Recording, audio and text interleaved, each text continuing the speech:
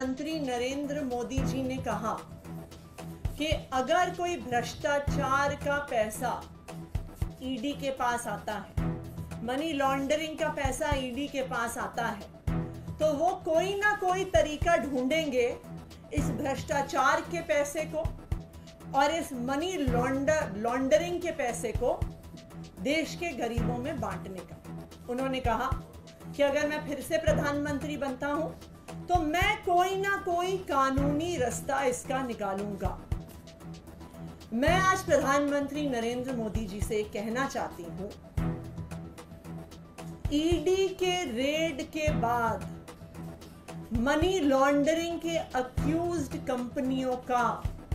सबसे ज्यादा पैसा भारतीय जनता पार्टी के पास चंदे के रूप में आया है, इलेक्टोरल बॉन्ड्स के रूप में आया है।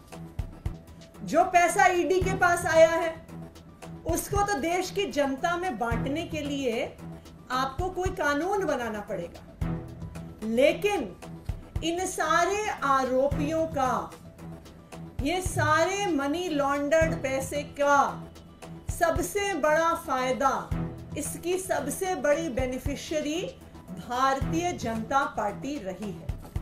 तो अगर आप इन भ्रष्ट कंपनियों का पैसा, इन मनी लॉन्ड्रिंग कर रही कंपनियों का पैसा देश की जनता में बांटना चाहते हैं, जनहित में बांटना चाहते हैं, तो मैं आपसे आग्रह करूंगी कि जो 41 ऐसी कंपनियां हैं जिन पर आईटी की रेड हुई, जिन पर सीबीआई की रेड हुई, जिन पर इन्फोर्समेंट डायरेक्टोरेट की रेड हुई और जिन्होंने 2741 करोड़ रुपए का चंदा भारतीय जनता पार्टी को दिया है, आपको उसको बांटने के लिए, उसको जनहित में लगाने के लिए आपको कोई कानून नहीं चाहिए।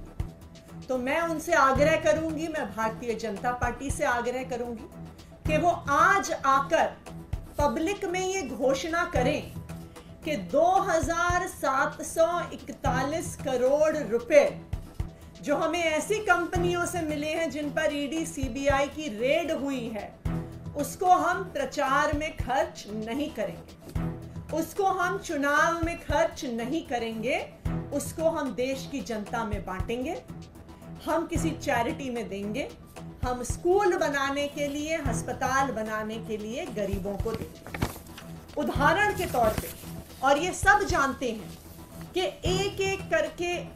करके जिन जिन कंपनियों पर सीबीआई ईडी ने रेड किया, उन्होंने कुछ दिन बाद इलेक्टोरल बॉन्ड खरीदे और भारतीय जनता पार्टी को पैसा दिया। सबसे पहले और सबसे नामी शराब कारोबारी शरद चंद्र रेड्डी, जिनको 10 नवंबर को ईडी ने गिरफ्तार किया और उनकी गिरफ्तारी के कुछ ही दिनों के अंदर शराब कारोबारी शरद रेड्डी ने 55 करोड़ रुपए का चंदा भारतीय जनता पार्टी को दिया। तो ये तो भ्रष्टाचार का पैसा हुआ, इनको तो ईडी ने गिरफ्तार किया था,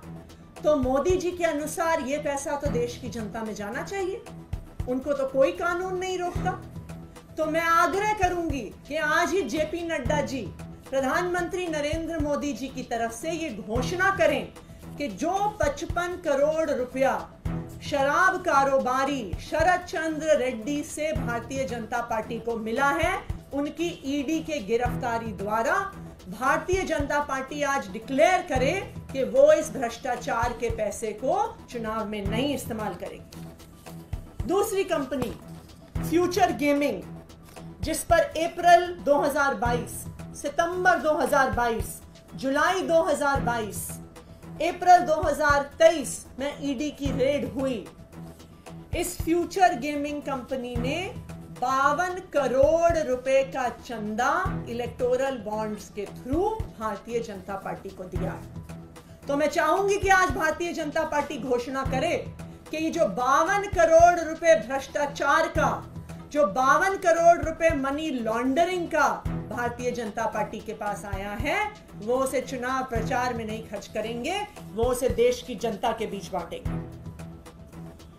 हल्दिया एनर्जी लिमिटेड, मार्च 2020 में सीबीआई की यहां पे रेड पड़ती है और उसके बाद 105 करोड़ रुपया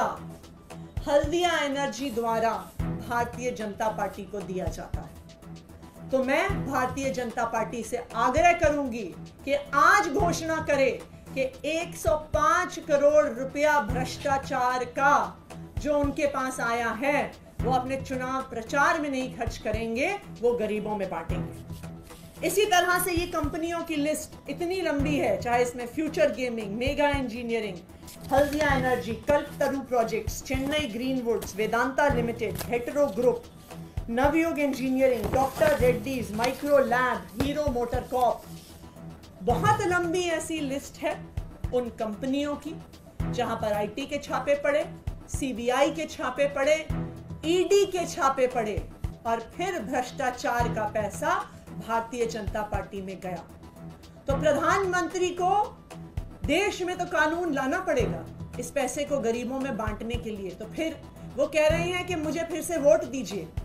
लेकिन मैं भारतीय जनता पार्टी को ये कहूंगी कि भारतीय जनता पार्टी के अकाउंट में जो पैसा है, जो भ्रष्टाचार का पैसा है,